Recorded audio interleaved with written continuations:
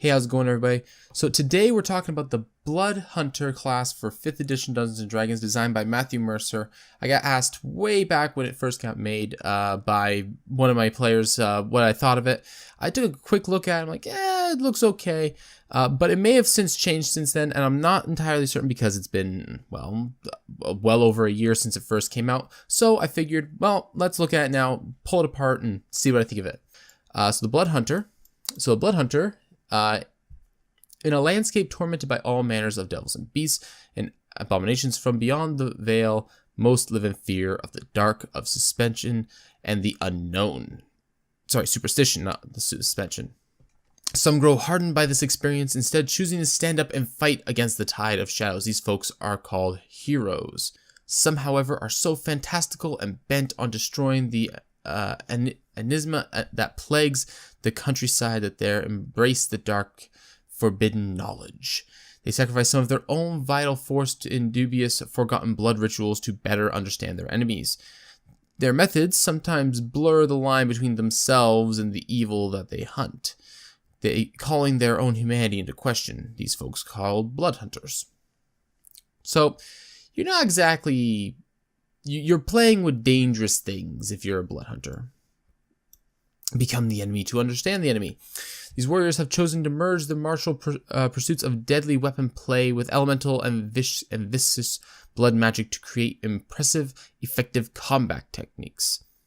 Their deep knowledge and unnatural connection with wicked creatures allows them an advantage in tracking, hunting, and destroying even the most resilient of abhorred fiends. They surrender their own vitality to grant them insight into their foes and the ability to manipulate them from the inside. Some brew crude, poisonous alchemical toxins from the harvested organs of felled monsters, mutating their blood and their bodies to be even further in tune with their quarry, becoming something other than human themselves. Others go further, reaching out and making a pact with lesser dark entities in hope of using their grim gifts against greater evils. Many blood hunters push too far for their goals, falling to their own hubris and becoming the monsters they've chosen to hunt. These are the greatest fears of the blood hunter and of the societies at large that shunt them. So, in so many words, they're dangerous and they're playing with dangerous stuff, almost as feared as their prey. The nature of their abilities and training has bred many rumors across the land, some of which aren't too far from the truth. Common folk consider them cursed, often turning them away at the door. Nobles see them as occasional convenient but generally rivaled nuisances.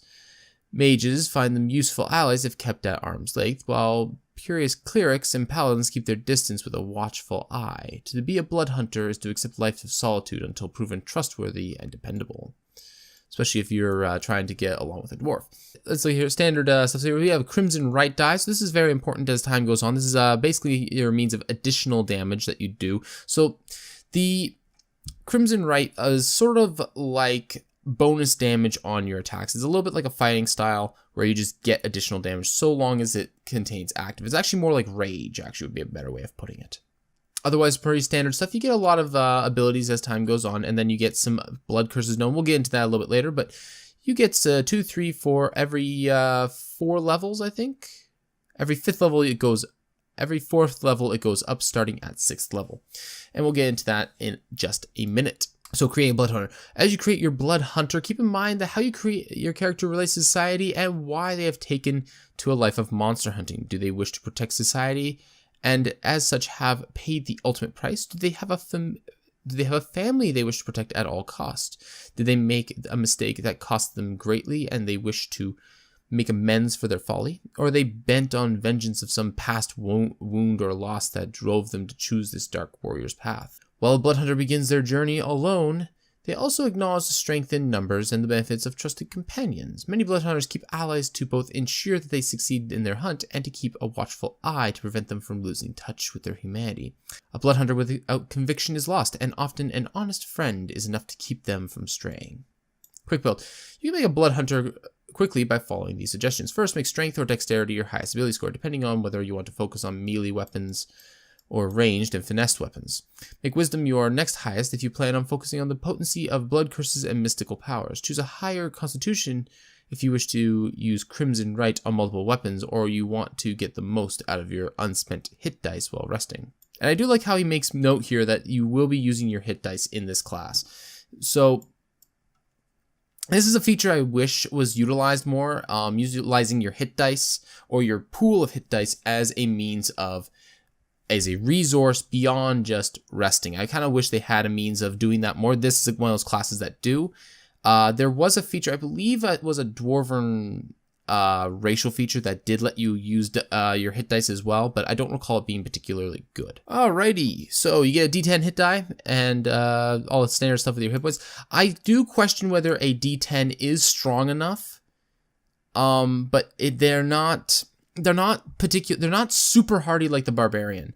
So I guess it makes sense to not give them a D12, but I question whether the 10 is really strong enough, and you'll see why when we get a little bit late, when we get into things a little bit later. You get the good old light and medium armor proficiencies, simple weapons, martial weapons.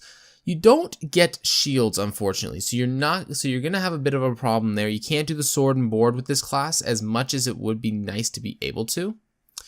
Also, you get alchemist supplies, as well as you get saving throws and strength and wisdom.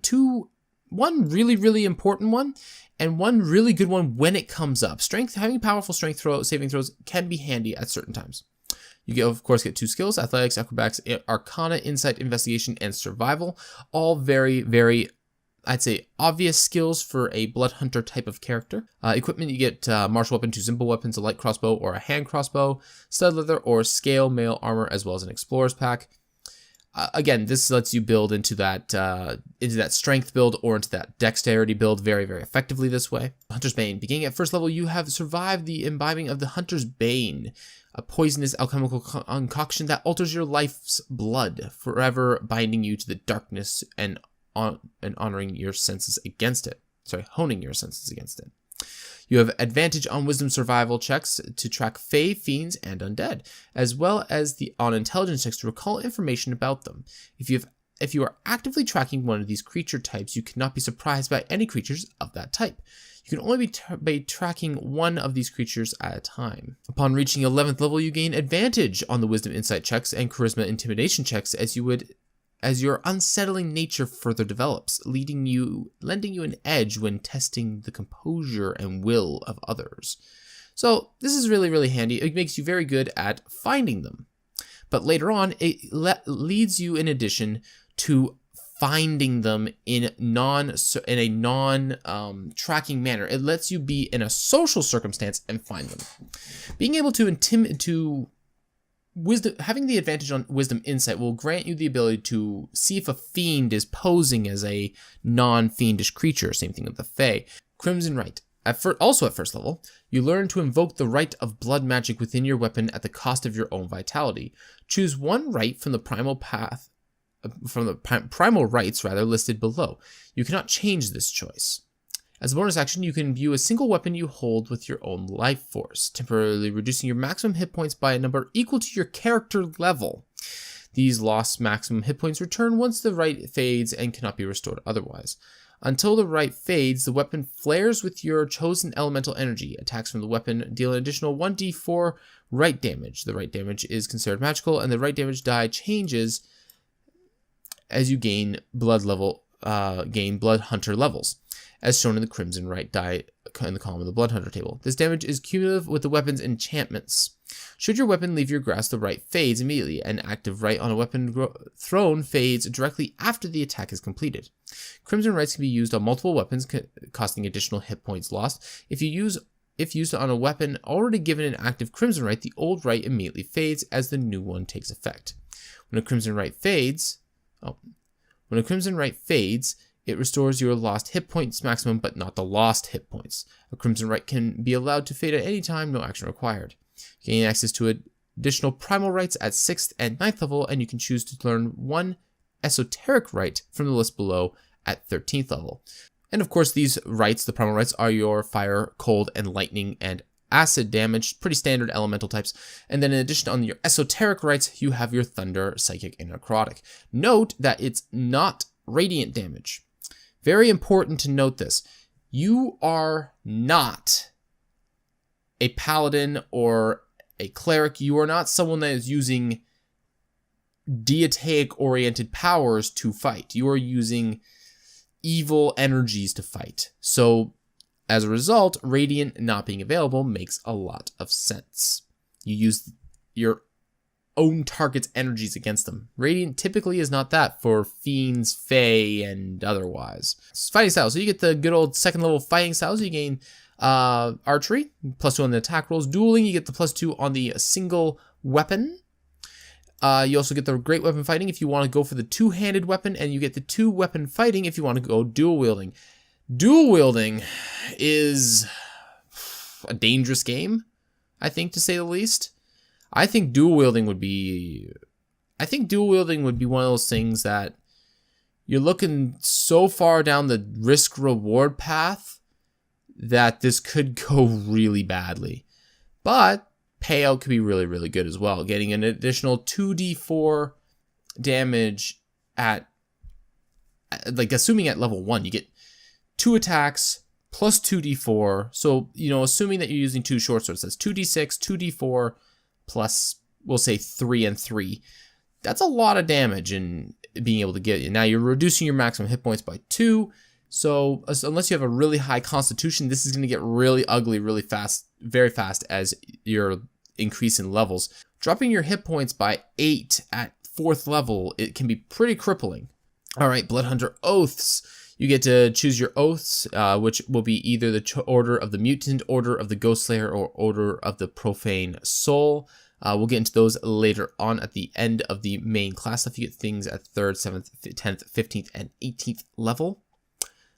Standard stuff for the ability score increases at 4, 8, 12, 16, and 19. Standard stuff. 5th level, you get your extra attack. Again, very, very standard.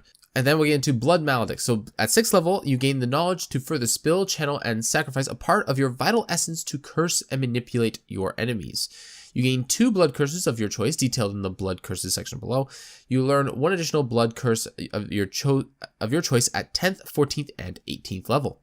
When you use your Blood Maledict, you choose which curse to invoke while invoking a blood curse, but before it affects the target, you may spend some of your remaining hit dice to amplify the curse, as detailed in the curse's description.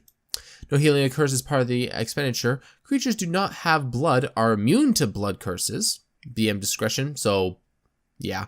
Certain undead may still have blood in their bodies and can be cursed. Creatures can only be affected by 1 curse at a time, and the new curse supersedes the old one. Yeah, so certain undead. So skeleton, no. Zombie, yes. If you use this feature to invoke 2 blood curses, you must finish a short or long rest before you can use your Blood Maledict to invoke 2 blood curses again. Beginning at 11th level, you can use your Blood Maledict to invoke 3 blood curses between rests, and beginning at 17th level, you can use it 4 times between rests.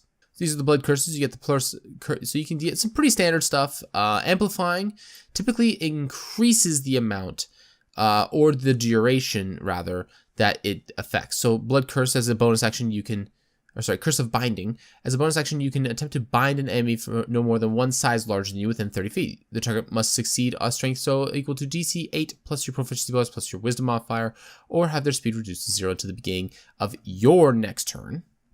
When you amplify it, when this creature is invoked, you may spend 1 hit die to have the curse be ongoing and be able to affect creatures of any size. At the end of each of its turn, the target may make another strength saving throw. On the success, the curse ends, and you end the curse wherever you like. No action required. So most of the amplifications are going to just make the curse last longer. Most things are going to act like this. Same thing with the eyeless, like you make things blind, but you can also make it last longer. Again, they can still get their additional. These are basically like simplified. These are basically spells in a lot of ways. Fallen Puppet, you can make someone fall prone. Curse the Fallen Puppet, you can make someone do attacks when they are a single attack when they're down, or you can to get a bonus to the attack, kind of like a battle maneuver right here. Feign and Right, so you can to deflect spells. This is really, really nice. You can also expand this to hit all your allies.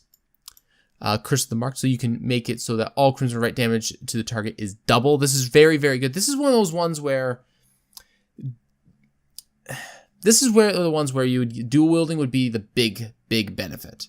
Being able to do max damage every time is good for anybody, but with the dual wielding, this is where it really shines. The problem is that you have to spend 3 turns to get all your stuff going, or rather 3 bonus actions to get all your stuff going before you really get the pay out of this.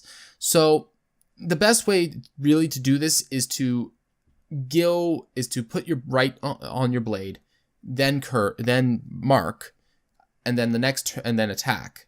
Of course, the next turn you can always just do the attack, and then you can do the second right.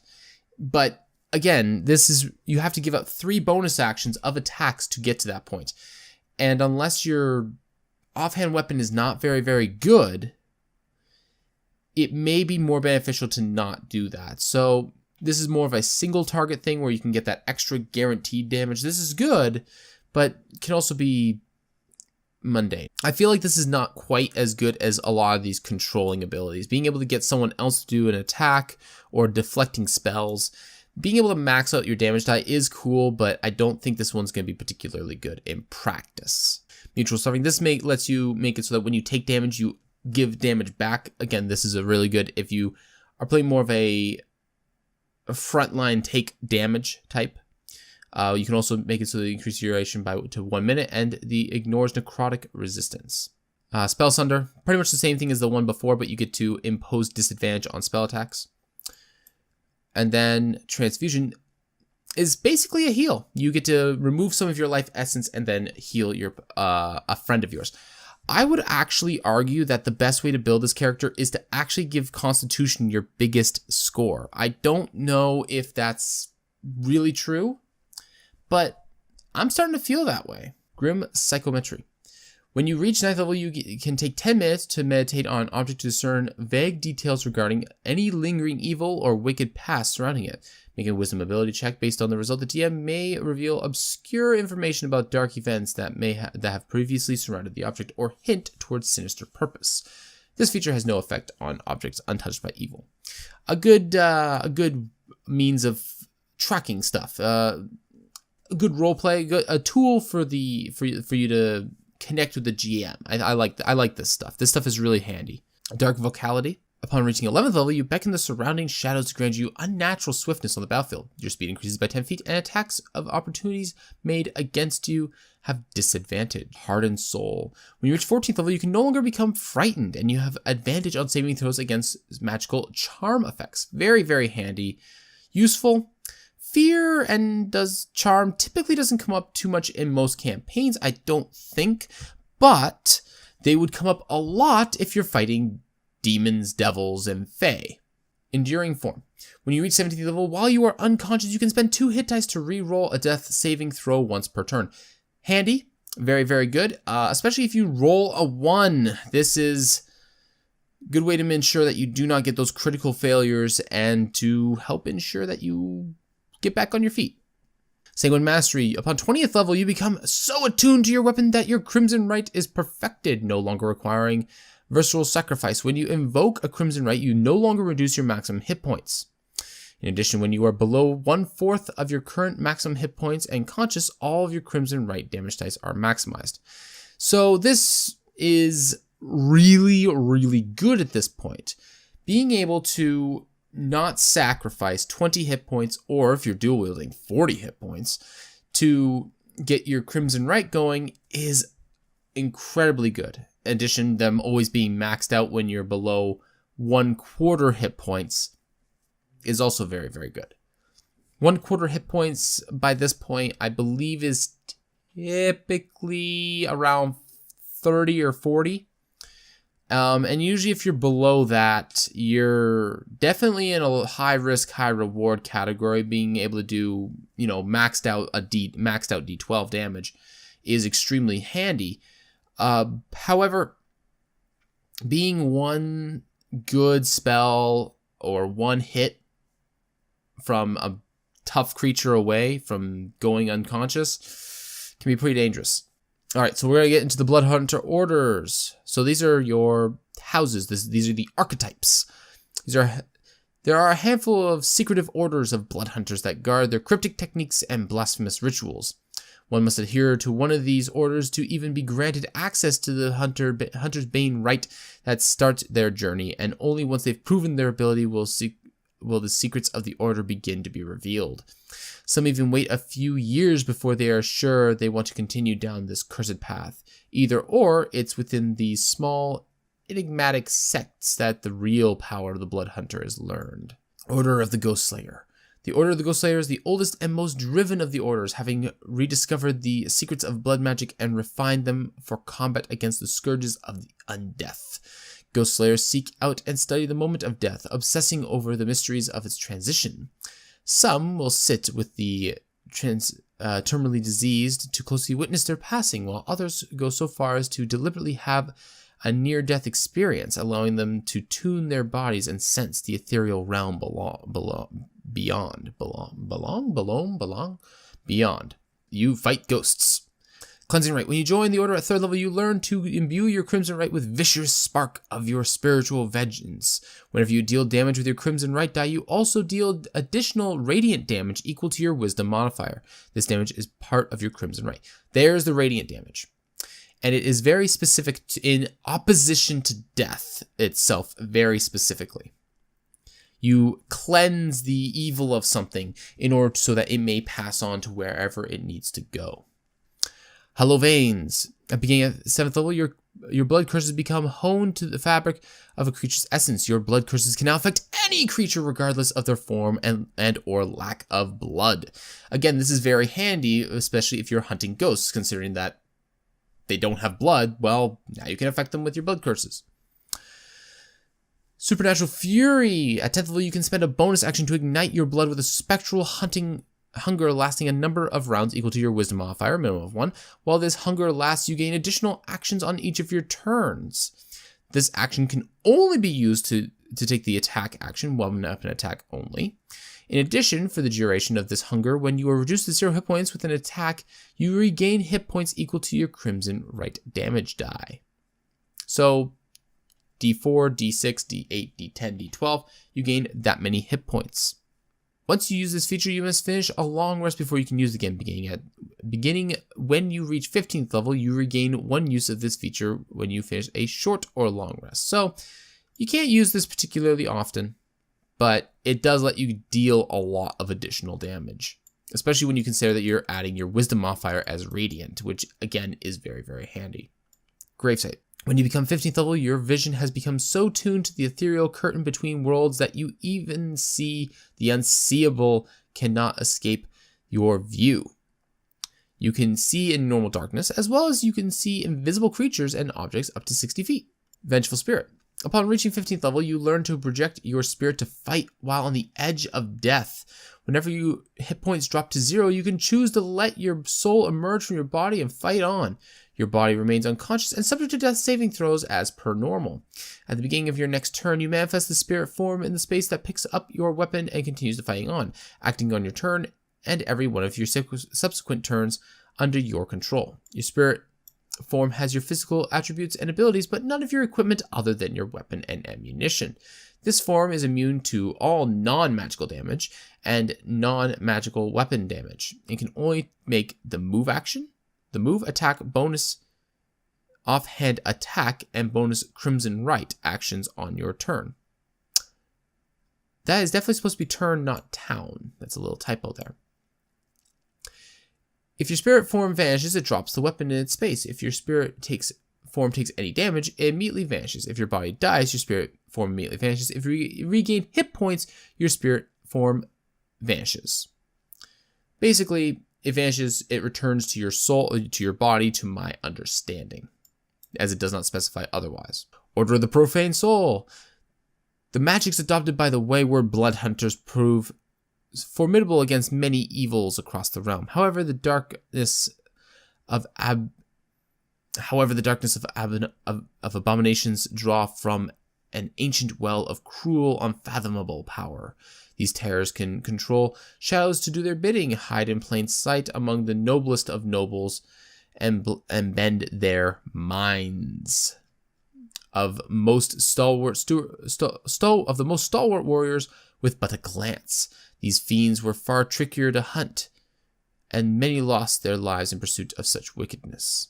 A small sect of blood hunters had finally had enough and delved into the same well of corrupting arcane knowledge, making pacts with lesser evils to better combat the greater. While they have lost part of themselves, the power gained far outright the price, for even devils now quake when they know they've the attention of an order of the profane soul. So you get some spell slots, spells known, very similar to the Warlock in this sense, but a little weaker. But you do get some cantrips as well, so you kind of become like a Warlock version of an Eldritch Knight. Pact Magics. When you reach 3rd level, you get the Pact Magic, and you're able to cast Warlock spells. Same thing as generic rules for all the spell casting. You get your cantrips, you get your spells known. All spells are cast at that single spot level, just a lot of the Warlock Pact Magic stuff. In addition, you also regain all expended spell slots when you finish a short or long rest, like the regular Pact Magic of the Warlock. This is also very, very good. So though you do get limited spell slots, you do get them back regularly, using Wisdom as your casting modifier as per usual. All right, Lethal Force. At 3rd level, your weapon becomes a core to your pact with your chosen Dark Patron. You can use your weapon as a spellcasting focus. Very nice. This is actually really, really handy, as it means that you don't have to have a sword and a staff or a sword and a wand. You can just have that one big weapon if you want. Mystical Frenzy. Begin at 7th level. When you use your action to cast a cantrip, you may make one weapon attack as a bonus action. Again, very, very good if you have a big old two-handed weapon just going after you make a cantrip attack. Diabolical Channel. At 10th level, you can temporarily infuse your weapon with the seeds of powerful spell. As an action, you can imbue your weapon with a piece or a piece of ammunition, rather, with one spell you can cast, then make a single attack with that weapon. If the attack hits, the target takes weapon damage and is subject to the effects of the spell, expending a spell slot accordingly. If the attack misses, the spell misses as well. If the attack hits, all spell attack rolls for the imbued spell against the target hit automatically. If the attack has advantage, the target's initial saving throws against the spell have disadvantage.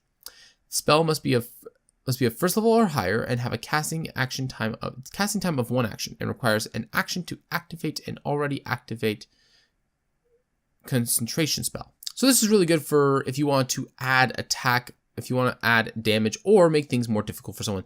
I can already think of just fire Hunger of Hadar to somebody and deal weapon damage. Hunger of Hadar opens up at that exact spot. And this also lets you exceed your usual ranges. So you can definitely use a longbow in this circumstance to extend the range of certain spells. Also, doing something like any of the Warlock-oriented smites that are in Xanathar's Guide would be very, very handy, as well as it would let you expand the amount of damage that you're dealing in a single strike very, very effectively. Which, actually, you could stack that, by the way. So if you want to get one really big hit in, you could definitely do it. All right. Right Bond, also at 10th level, whenever you have an active Crimson Right on one of your weapons, you gain resistance to that damage type of the chosen of your right damage type. If you have 2 active rights, different damage types, you gain resistance to both. So this is very handy. You want to be resilient to fire and necrotic and just have that devil have a hard time of dealing with you. Well, there you go. Anything that gives you resistances is always very nice to have. Arcane Impulse. Upon 50th level, you learn to utilize a foe's error as an opportunity to retaliate with vicious magic. If an enemy attack misses you, you can use your reaction to immediately cast a spell at that creature. The spell must have a casting time of 1 action and must target only that creature. Once you use this feature, you must finish a short or long rest before you can use it again. Aside from the fact that you're probably not going to want to use this a second time without taking a short rest, as you will be using one of 3 spell slots in the late game to do this, it makes a lot of sense that you can only use this once per short rest. You probably only end up using it once per short rest anyway. Soul Siphon. When you reach 18th level, you learn to sacrifice the souls of powerful foes to your Dark Patron in exchange for immediate power. When you reduce a creature to 0 hit points with an attack, kill the creature, and they have a challenge rating of 15 or above, you recover an expended spell slot. This, I don't know how I feel about this, honestly. It being a challenge rating 15 or above, I can see the reasoning for this, because once you're 18th level, you're fighting stuff that's, CR 12 all the time. They're mundane to you at that point. I don't know how I feel about it being a CR 15 or above, but it is giving you a whole spell slot, which is really, really good. Order of the Mutant. The process of consuming the Hunter's Bane is a painful, scary, and often fatal experience. Those that survive find themselves irreversibly changed, enhanced. Some found this experience exhilarating, embracing the ability to alter one's physiology through corrupting alchemy. Over generations of experimentation, a splinter order of blood hunters began to emerge, one that focuses on brewing toxic elixirs to modify their capabilities in battle, altering their blood and, over time, becoming something beyond human. They call themselves the Order of the Mutant. Basically turning yourself into the Witcher. You begin to uncover forbidden alchemical formulas that temporarily alter your mental and physical abilities. Beginning at 3rd level, you choose to learn 3 Mutagen Formulas. These formulas options are detailed at the end of the order description. You gain additional formula at 7th, 10th, 15th, and 18th level. Additionally, when you gain a new mutagen formula, you can choose one of the formulas you already know and replace it with another mutagen formula. Mutagen Craft. At 3rd level, you can take a short rest to concoct a single mutagen. Consuming a single mutagen requires a bonus action, and the effects, including the side effects, last until you take a short or long rest to meditate and flush the toxins from your system. Mutagens are designed for your biology. They have no effect on large or larger creatures and only impart the side effects on other medium or smaller creatures that drink the entire mutagen. They are also unstable by nature, losing their potency over time and becoming inert if not swallowed before you finish your next short or long rest. Now, I would like to point out that they only impart side effects on medium or smaller creatures, meaning you can use that negative to your advantage on opponents if you can force something like this down their throat, whether it be carefully or forcefully. Your body will begin to better utilize the toxin you instill on as you grow in power and experience. These advantages and mutations may be significant, but may be signified by a mutation score, which is your blood hunter level divided by 4, rounded up. So at 16, it is 4. At 17, it's 5. Same thing with 5th level. 5th level, it's 2. Advanced Mutagen Craft. Upon 7th level, when you take a short rest, you concoct a mutagen. You can now create 2. Mutagens must be of different formulas and can be ingested with overlapping effects that last until you finish your next short or long rest.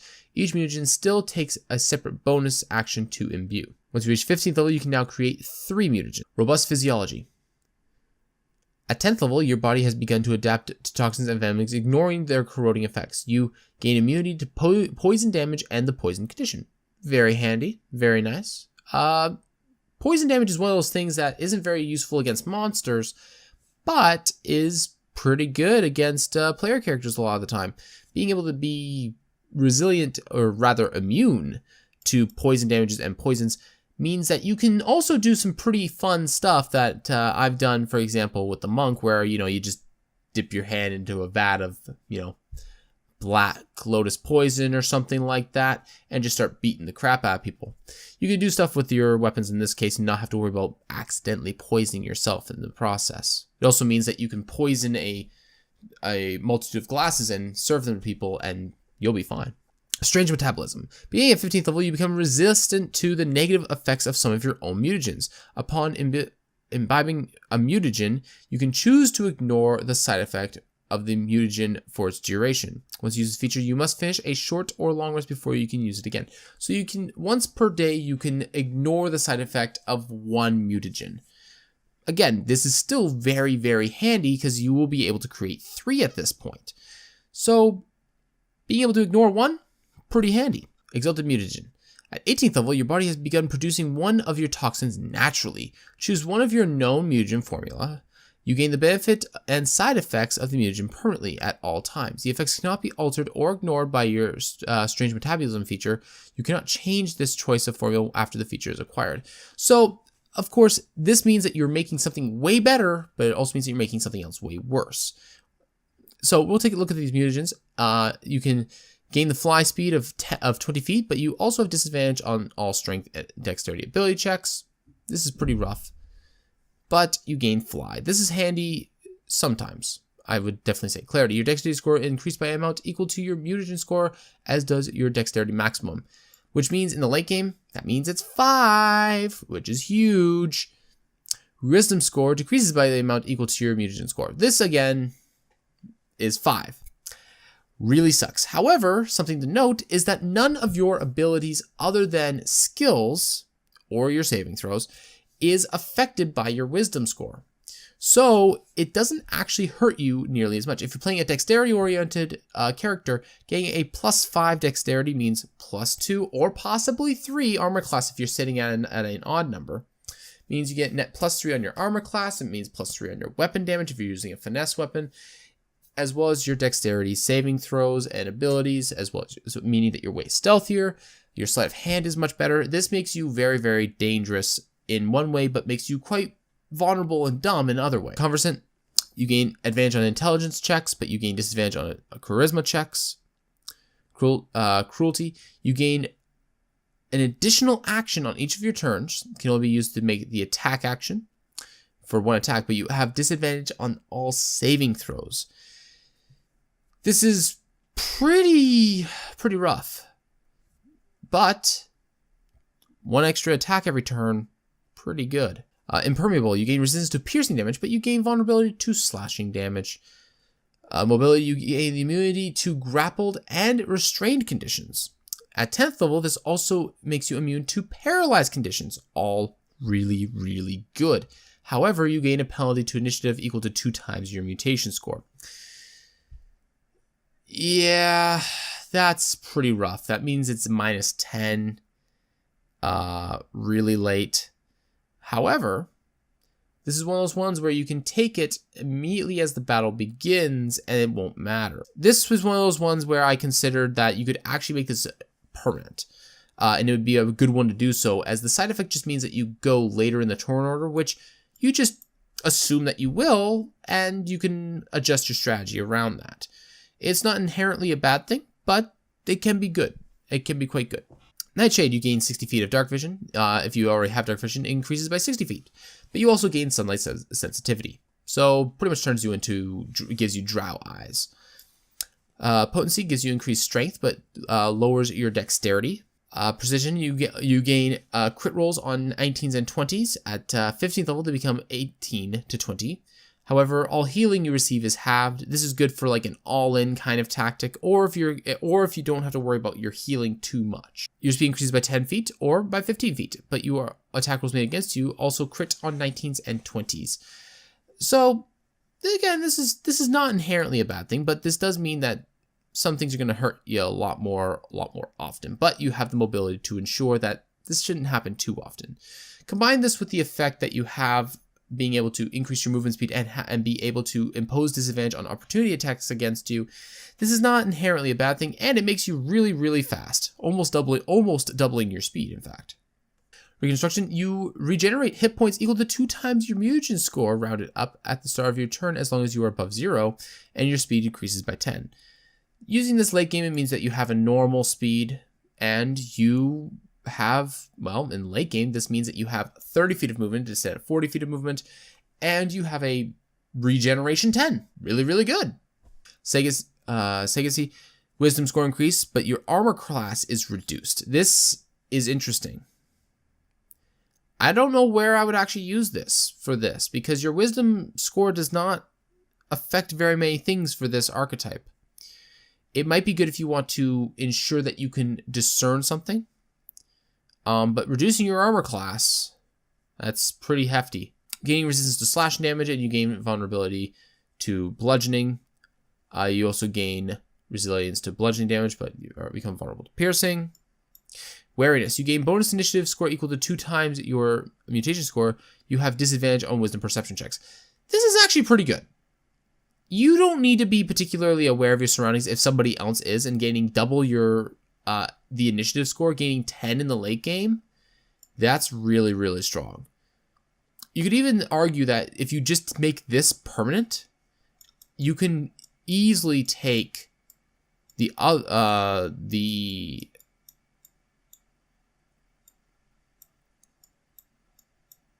can easily take the the mobile one immediately during the day, and the downside now is you have immunity to being grappled, restrained, and paralyzed, but you have disadvantage on wisdom perception. If you have something that grants you advantage on wisdom perception, this is already pretty good. And then, of course, some things if you want to multi-class. Strength or dexterity, whichever you're using, and wisdom. Again, makes sense. You also gain your standard light armor, medium armor, simple weapons, martial weapons, and alchemical supplies. Also very, very appropriate. And that's Matthew Mercer's Blood Hunter. Thoughts? I don't really know how I feel about some things. Specifically this. This right here makes me nervous. I don't know how I actually feel about the 2-weapon fighting with your Blood Rights. I feel like there's so many things that you have to utilize your bonus action for that having 2 weapons in hand, you're going to be sacrificing that second weapon attack pretty regularly for something else. I think dueling is much better in that regard, but the thing is that you don't get a shield proficiency, so utilizing a one-handed weapon seems, well, if you're going dexterity, does make sense. But at that point, are you going dueling as well as archery? Which one are you doing? The great weapon fighting is the one that is obviously going to be very, very good if you're going the strength route. I don't see 2-weapon fighting being worth it. I think it requires too many things to kind of be working and has too many rounds of setup to really get going to get the big mileage out of it. Great weapon fighting, of course, I think is quite good and will be very, very potent, especially if you can like increase your strength for the sacrifice of your dexterity. If you take a feat that lets you wear heavy armor, or if you're multi-classing into Blood Hunter from the fighter or the paladin, which would be a very interesting character class actually, then this is definitely going to help you out a lot, gaining that big 2-handed weapon with that big strength score, that big heavy armor, and being able to just sacrifice that dexterity in order to get that big, powerful strength boost is going to be really, really good. I can think of a lot of ways to build this character. There's a lot of different characters that I can think of building with this, and it'd be really, really good. I like the blood maledicts. I think spell-like abilities are really, really good. Most of these are bonus actions or reactions, giving you a lot of additional things to do in your turn outside of attacking or just having to sacrifice your attacks for it. Of course, there is also the spellcaster, which is very, very nice. I'm not huge on the spellcaster. I think personally I would just rather just play a Pact of the Blade Warlock. That's my personal taste. But if you want all your blood maledicts and other spell-like abilities to go with some spells, and awesome. The mutagens are the ones that really fascinate me. Being able to gain additional benefits temporarily, or being able to pick and choose the benefits that you have at the day, are very, very nice. I really like this. And just even being able to go like using your wisdom to increase your ability against other things is really, really good. Making your curses much, much better. I really like this class. I think it's really well thought out, really well made. Well done, Matthew Mercer. And yeah, I do feel like the fact that you have to give up 8 of your hit points for a D6 at 8th level is a little bit much. I think it'd be more appropriate to do something like, in order to use this, you must sacrifice, like, you know, the Crimson Right die when you roll it, or something like that. Something a little bit different, or your, whatever your Crimson Right is, plus your proficiency, maybe, I don't know. I think having to sacrifice so much health as the game kind of progresses is a little dangerous. But maybe the amount of damage that you get is worth it. I suppose being able to sacrifice 8 health for, you know, a D6, a D6, a D6, 3d6 damage for 8 health is not bad when you get to do it every turn. And actually, that's not even true. That's at past 5th level, so it's actually 2 attacks a turn, and being able to do 2d6, 2d6, and then 2d6, 2d6, especially considering that there are ways to get extra attacks in there.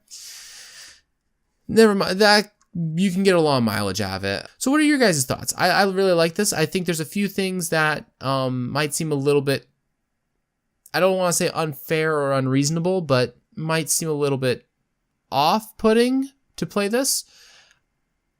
Specifically the 2-weapon fighting, that one's really baffling me. I can't see someone doing this and it being particularly successful. More so than I would imagine just dueling with a single weapon or using a 2-handed weapon. I think the risk reward is far too great when you have, especially when you have so many other potent bonus action things that you can do. I think this might be a little dangerous. But yeah. What do you guys think? I think this is well crafted, well made, and should definitely be worth playing. I haven't played it. I haven't seen it played outside of Molly Mock from Taliesin playing for Critical Role. But other than that, I don't think I've ever heard of anybody playing this. I can see it working quite well. Seems legitimate and seems quite well balanced. That just about wraps up this video. Thank you so much for watching, everybody. Do put your thoughts and comments in the troll's nest underneath this video. And yeah, until next time, have a good day.